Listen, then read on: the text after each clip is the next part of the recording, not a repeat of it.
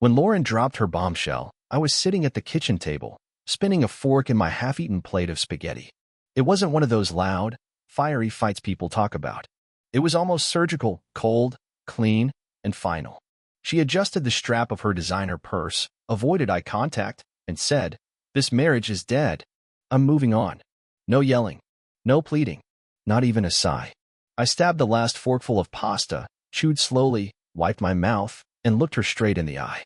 "Works for me," I said, with a shrug so casual it might have been about the weather. Lauren blinked like she didn't hear me right. I guess she expected me to fall apart, to throw some last-minute promises at her feet. Instead, I pushed the chair back, stood up, and calmly asked if she needed help packing. She didn't answer, just stormed out like the house was on fire. What she didn't realize was, she wasn't breaking me. She was setting me free. Within a week, I found a new place, a cozy, sunlit apartment across town with brick walls, a rooftop view, and a peace I hadn't felt in years. And I wasn't sitting around licking my wounds either. While Lauren was out celebrating her freedom, I started building a new life, a better one, piece by piece. But life, as it turns out, has a savage sense of humor. Exactly 1 month later, Lauren showed up at my new front door, uninvited. And when she peeked inside and saw who was sitting across from me at the dinner table, she went ghost white. She wasn't ready for what she saw. And to be honest, neither were you. The knock was soft at first, like maybe whoever was standing there wasn't sure they had the courage to follow through. I had been laughing at something Samantha said, a deep, real laugh, the kind that had been missing from my life for longer than I cared to admit. When the sound interrupted us, I wiped my hands on a napkin and walked to the door, expecting maybe a neighbor or a delivery mistake. Instead, there she was, Lauren. She looked different. Not in the way that people glow when they've found happiness. No, she looked worn, frazzled. Like the world she thought she was racing toward had chewed her up and spat her back out. Her perfectly ironed shirt was wrinkled, her makeup was smudged around the eyes, and there was a desperate flicker in her expression she couldn't quite hide. I opened the door but didn't say anything. I didn't need to. Lauren's eyes slid past me, scanning the apartment she hadn't been invited to. And then they locked onto the dinner table, where Samantha sat, smiling, casually sipping a glass of wine. It wasn't just any woman. Samantha was Lauren's ex-best friend. The friend she had ghosted months ago when she outgrew all of her old life, including me. The color drained from Lauren's face so quickly I thought she might faint right there on the doormat. I didn't rush to help. I just leaned casually against the doorframe, arms crossed, watching the scene unfold like it was a matinee performance I had already bought popcorn for. Samantha gave a little wave from her seat, the smile never leaving her face. "You're not serious," Lauren stammered, voice barely a whisper. I tilted my head slightly. "Why not? You said you were done. You were crystal clear, remember?" Lauren opened her mouth like she had something earth-shattering to say, some magical phrase that would rewind the clock and erase the choices she had made. But nothing came out. Just a soft, pathetic breath. Behind me, Samantha stood up and walked over, placing a hand lightly on my shoulder. It wasn't possessive or dramatic. It was just comfortable. The way two people who genuinely liked each other moved. Lauren's jaw twitched. Her hands balled into tight fists. "You're a bastard," she hissed. I smiled again, that same calm, unbothered smile I had given her the night she left. Maybe, but at least I'm not a quitter. I closed the door in her stunned face without another word. No drama. No shouting. No regret. I turned back to Samantha, who was already laughing under her breath. "Think she'll come back?" she asked, raising an eyebrow. I shrugged, picking up my wine glass. Doesn't matter if she does. Because for the first time in a long time, I wasn't waiting around to be someone's second choice. Not anymore. The days that followed that night were nothing short of strange. It was like Lauren had been ripped out of her fantasy world and dumped back into reality without a safety net. She called. She texted. She even showed up once more, leaving a half-hearted apology note tucked into my mailbox. I never responded. It wasn't cruelty. It was clarity. I had given her everything, time, loyalty, my entire heart, and she had tossed it aside like it was last season's fashion. Now, she was realizing that freedom without substance is just a different kind of prison. Meanwhile, my life was unfolding in ways I hadn't imagined even a few months earlier. Samantha turned out to be more than just a dinner guest. We had known each other for years, but life and loyalty to Lauren had kept us at a polite distance. Now that the old ties were cut, something real began to form between us, something easy, like it had been waiting beneath the surface all along. We weren't rushing into anything messy.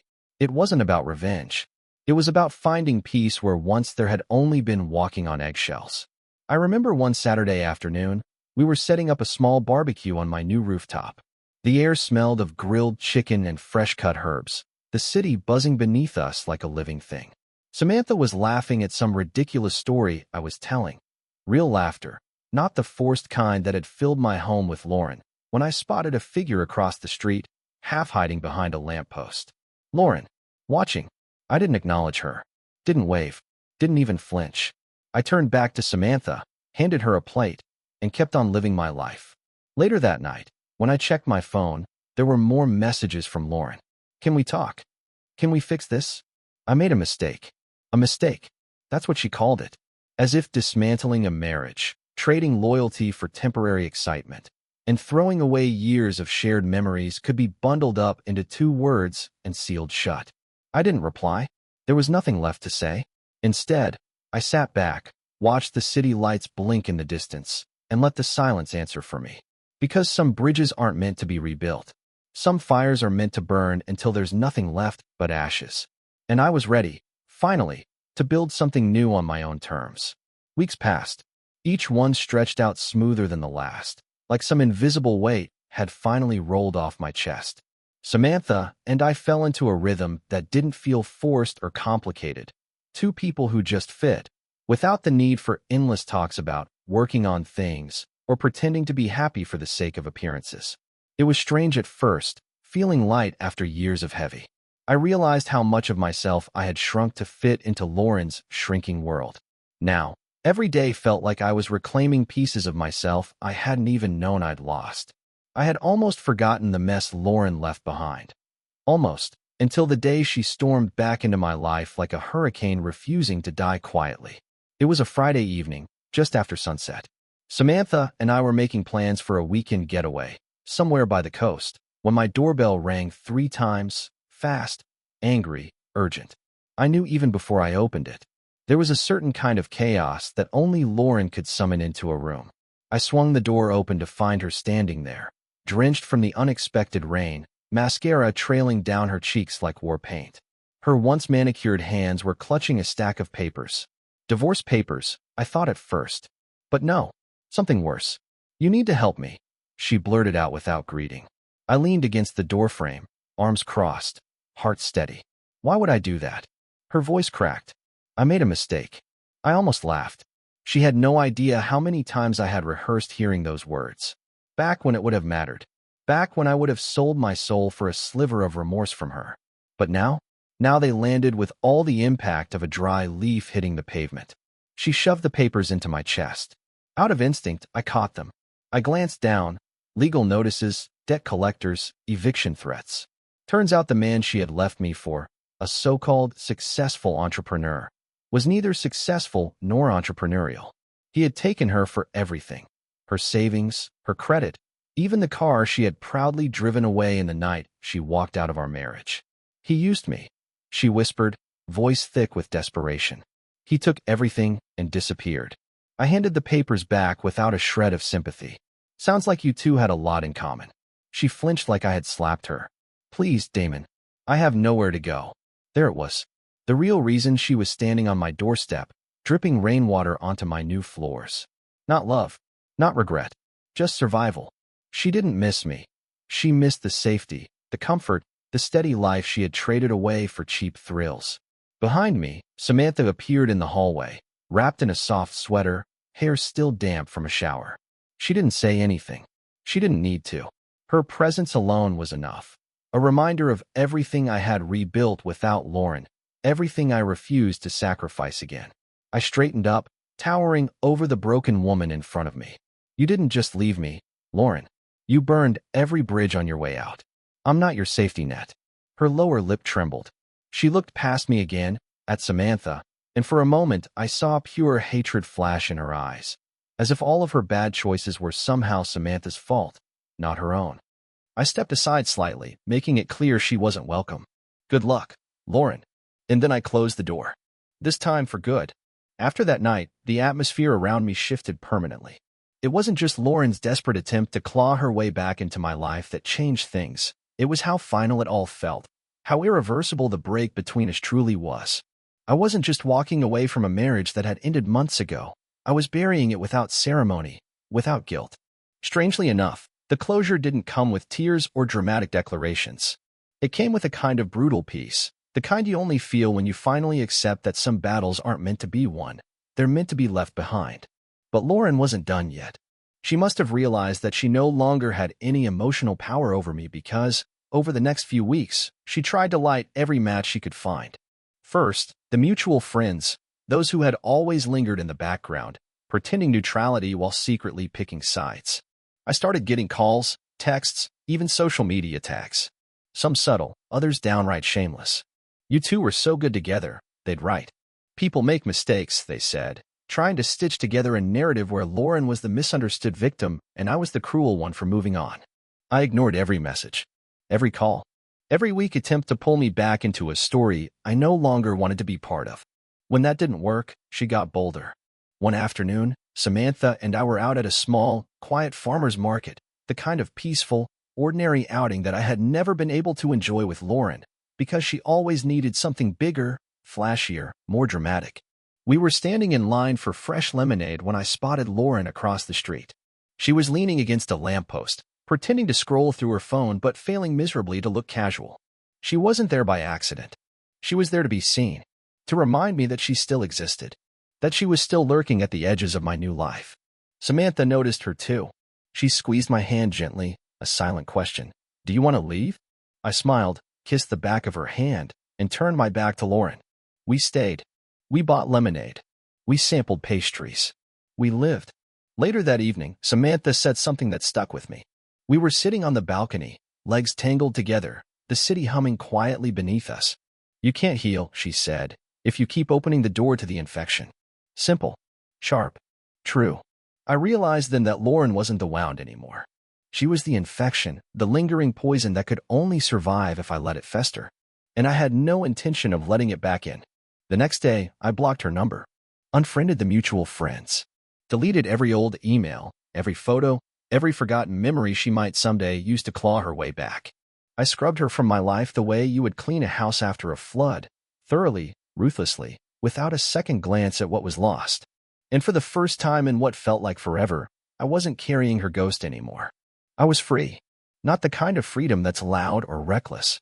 The kind that's quiet, solid, unshakable. And Lauren? She was just a memory, one I didn't need to revisit ever again. Or so I thought. It was around early November when the past decided to throw one final punch. I had just finished setting up the rooftop for a small Thanksgiving gathering, nothing fancy, just a few close friends, some wine, and the kind of laughter that warms you better than any fireplace. Samantha was busy lighting candles, humming a song under her breath, her presence filling the space with a comfort I hadn't known I craved until I had it. Life had fallen into a rhythm so steady, so right, that I almost forgot how much chaos I had once considered normal. Then came the envelope. It arrived without a return address, tucked neatly into my mailbox between some boring utility bills and a flyer for a new gym. I almost tossed it out without opening it, but something about its stark white paper, the deliberate handwriting, made me pause. Inside was a wedding invitation. Lauren's wedding invitation. To say I was shocked would be an understatement. After all the dramatic pleas, the desperate attempts to worm her way back into my life, she was now marrying someone else? I read the card twice, trying to make sure I wasn't hallucinating. There it was, in gold cursive letters, her name, Lauren Marie Bishop, and underneath it, some man I had never heard of. A stranger. A sick kind of amusement bubbled up inside me. Was this her attempt at a final jab? A way to show me she had moved on first? That she had won something? Samantha peeked over my shoulder, reading the card. She chuckled and handed it back like it was a joke too lame to entertain. "You going?" she teased. I laughed for real. I'd rather watch paint dry. And that should have been the end of it. Another pathetic footnote in Lauren's long list of bad decisions. Another chapter closed. But Lauren wasn't finished. A few days later, she showed up again, this time not at my doorstep, but at my office, my sanctuary, the one place untouched by all the drama. I was heading out for lunch when I spotted her in the lobby, nervously twisting the strap of a cheap handbag in her hands. "Damon, wait," she called out. I didn't stop. I didn't even slow down. She chased after me, heels clicking desperately on the marble floor. Please, just give me 5 minutes. Against every bit of good sense, I turned. Not out of softness. Out of curiosity, the kind you feel when you see a car wreck and can't quite look away. I wanted you to see the invitation, she said, breathless. I wanted you to know that I'm moving on too. That I'm happy. The lie was so obvious it almost felt cruel to let her believe she was selling it. You don't look happy, I said simply. Her face crumpled for a fraction of a second before she recovered. He's a good man, she insisted. Stable. Safe. Stable and safe. The very things she once said bored her to death when she described our marriage to her friends, not knowing I had overheard every brutal word. I didn't say anything more. I didn't need to. The hollow ring in her voice was louder than anything I could have thrown at her.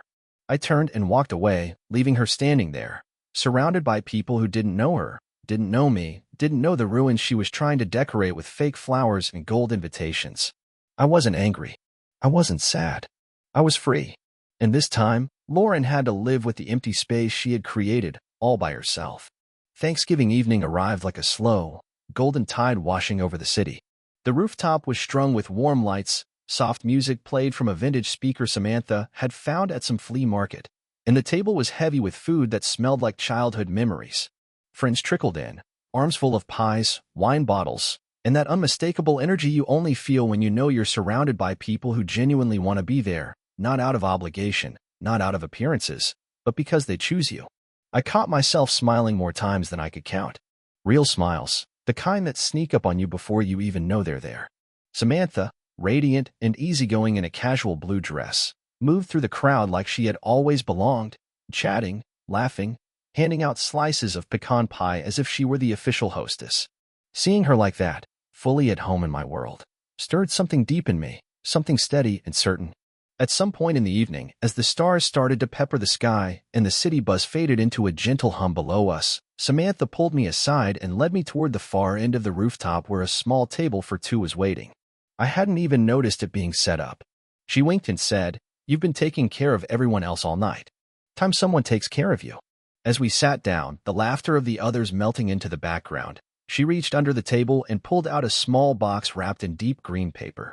No big ceremony, no attention from the others.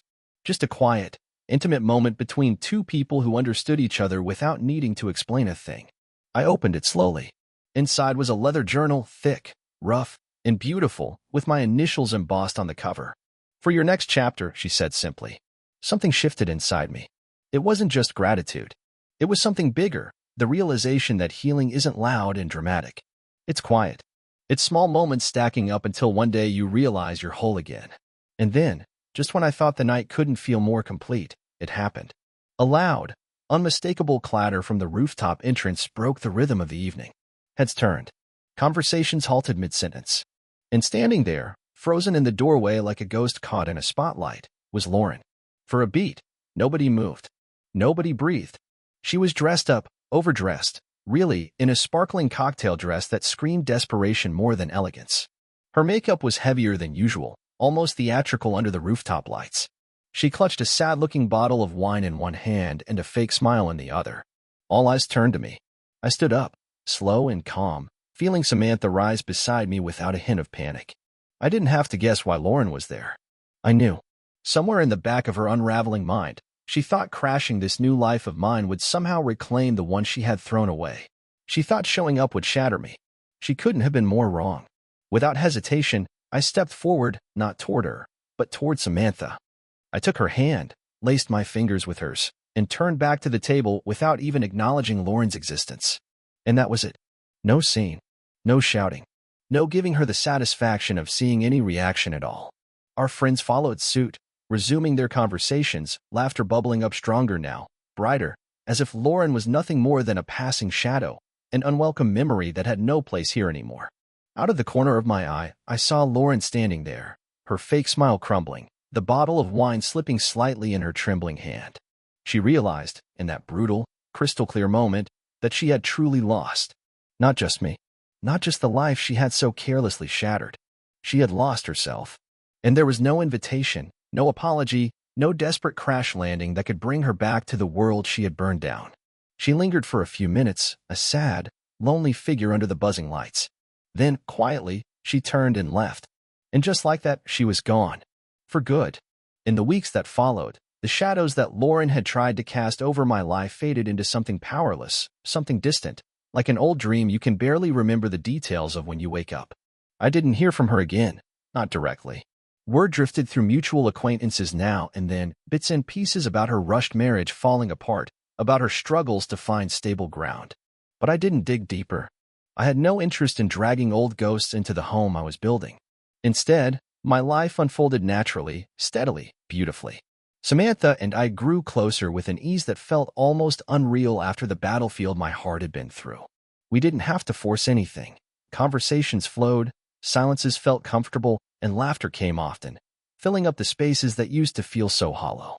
We traveled together, small trips at first, weekend escapes to the coast, quiet towns with cobblestone streets and sleepy cafes.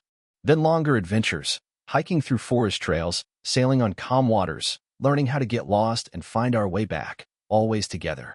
I started writing again, too. That leather journal Samantha had given me became something more than just a place for thoughts. It became a blueprint for the life I was consciously choosing to build, one of gratitude, resilience, and authenticity. I filled its pages slowly at first, tentative, like testing a muscle that had atrophied from years of neglect. But soon, the words poured out, stronger, clearer. Healing wasn't an event. It was a choice I made every day. On a particularly crisp Sunday morning, as we sat on the balcony with coffee steaming in our mugs and the city just waking up around us, Samantha leaned over and said, "You know, if you ever wanted to write something real, your story. I think a lot of people would want to hear it." I looked at her, sunlight catching in her hair, and realized she wasn't talking about the pain. She was talking about the survival, the rebuilding, the proof that sometimes, when life burns everything you know to the ground, it's not the end. It's the clearing you needed all along to start fresh. And that's exactly what I did. I didn't just survive losing Lauren. I didn't just survive betrayal, abandonment, loneliness. I transcended it. I built something stronger, something deeper, something real. Samantha and I eventually found a place outside the city, a small house with a garden that smelled of lilacs in the spring and wood smoke in the fall. It wasn't flashy or grand. It was honest. It was ours. We planted new roots there literally and figuratively, and every time I sat under the old oak tree in the backyard, watching her laugh with friends or dance barefoot in the grass, I knew without a doubt. Sometimes the best thing that can ever happen to you is being set free from what was never meant for you. And sometimes, just sometimes, the life you build afterward, quietly, patiently, bravely, ends up being so much better than anything you left behind.